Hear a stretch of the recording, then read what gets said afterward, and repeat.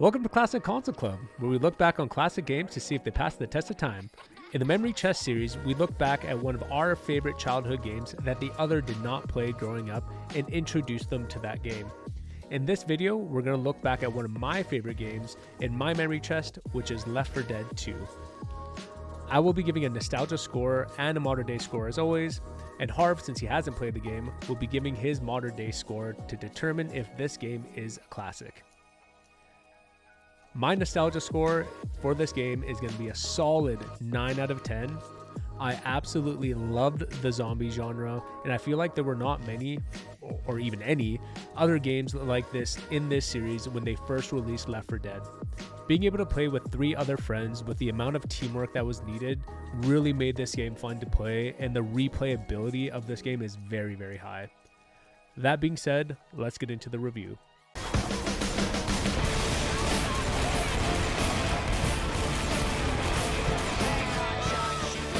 Left 4 Dead 2 is a first-person shooter developed and published by Valve in 2009. They were one of the pioneers of first-person horde shooters that really did change the landscape of FPS games. This game brought in multiplayer with both online and couch co-op and is broken down into different campaigns, which are short stories based around 4 different characters: Coach, Nick, Rochelle, and Ellis.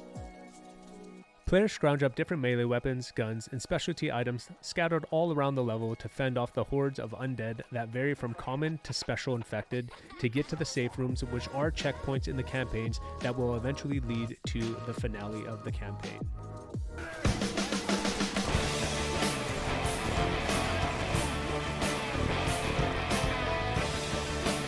So now let's just jump into our thoughts on the game. So since this is from my memory chest, a nostalgic game for myself, I have a lot of thoughts on it since I haven't played this since 2009. But since my co-host Harv here hasn't played the game, I kind of want to get his thoughts on a few things before I say anything. So what did you think on your first playthrough here? What did you think about the gameplay? I think the gameplay is one of the strongest things about this game, where it feels really good to kill zombies, very visceral. Depending on what weapon you use, it feels really, really good. If it's a hatchet, baseball bat, chainsaw, really well done. All the guns all feel different, so depending on what you're using, it feels different when you're killing them. And I just think this game brought in horde mode for games that never had it before. So I think that's pushing the medium as well. So I really, really enjoyed what I played for this game. And I remember when we were playing the game, you said something about the zombie physics. Yeah, I like how the zombies, when you shoot them, they die. Like they have like forward momentum, and then then you shoot them and they fall forward and stuff like that. And when you hit them hard with the bat, they fly backwards. It's really, really cool, and I didn't expect a game like this to have that. Yeah, 2009. Yeah, it's 2009. Wild. Yeah. We'll talk about the campaigns we played as well. Obviously, a huge part of this game was the campaigns, and there were a lot of tropes that you would kind of come to expect for games like this. But what I liked about the campaigns is it played like a movie. That was the best part, is that it played like a movie. So the 3 that we played were my 3 favorites: Dead Center, Dark Carnival, and The Parish. So Dead Center's in a mall, once again, very obvious trope for a zombie like movie or game. Dark Carnival was in a carnival, which is also standard a huge thing. Standard for a horror thing. And then The Parish was a little bit different, I guess. It was like New Orleans, and you got to like make it across like the finale. It makes sense because New Orleans is kind of a religious kind of a place, and like the parish kind of gives you that kind of type thing. No, I meant more just like New Orleans isn't a trope for zombies, but it's more that like... That is true too. That is the first time, or like not many places or not many games go to New Orleans for this kind of type thing. Like it's not, I don't, if someone said, hey, name a city where zombies happen, I don't know if someone's like New Orleans. Yeah, nobody would go New Orleans. I guess the trope-ish there is like going from the city and making your way to like near the water or whatever, so you can get rescued, right? And the finale of that one is also very great. It's like this very long bridge, and I mean, I would say I wouldn't ruin it for anyone who hasn't played it, but come on, it's been out for so long. But also, the finale of that one's really, really fun. But yeah, what do you think? What was your favorite out of the 3 that we played? The Dark Carnival is my favorite one.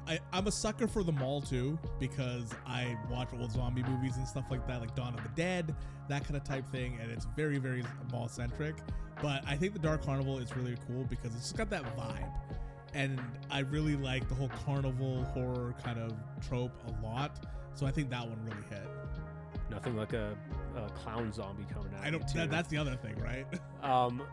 Speaking of zombies, what do you think, in your opinion, was the worst special infected or special zombie to fight in the game? The worst zombie is the zombie that takes you away from your team, drags you away, where you're just kicking and screaming, waiting for your friends to help you. So he's talking about the smoker. That's what it is. I can't. You could ask him. I can never get these names right for these guys. I mean, to be fair, we didn't play this game for a week or anything, right? We played a few of these campaigns just so he could understand how the game worked. But yeah, the smoker's annoying. I will say though, and I was saying this to Harvey earlier, but if the harder the difficulty you put it on, your answer would change for what your worst zombie is. Yeah. He says smoker is annoying. I'm not going to say he's not. I think the jockey's annoying, but he's like one of the easiest ones to kill, right? But jockey can be annoying when the AI is a little bit more difficult, because then they start like tag teaming, right? Like the spitter will spit and then the jockey will jump on you and put you into the acid. Yeah. Right? So then now you're like, okay, the smoker's actually not that bad, let's just say. And now all of a sudden you hate the jockey or whatever. Yeah, right? yeah. But, and things will change as you change difficulties and stuff. and I will say that you would begin to really hate a tank. Tanks they're just beasts. Like, we played on normal mode, so it wasn't too bad.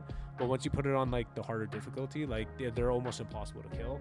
And if you put them on fire, they run faster. Oh my god. Yeah. That's a true horror movie right there.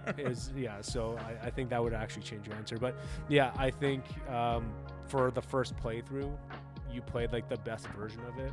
I do still want, and I don't know if you agree, but like I still want to play the game again. Like once again, I think the replayability of this game is like immensely positive. I would be down to go back and go to higher difficulty and play the other campaigns. Yeah, because like this is Left 4 Dead 2. Left 4 Dead 2. There's a lot of campaigns in there. Yeah. Oh yeah, there's tons. So, yeah, I think you had like a really good experience for the first time around. And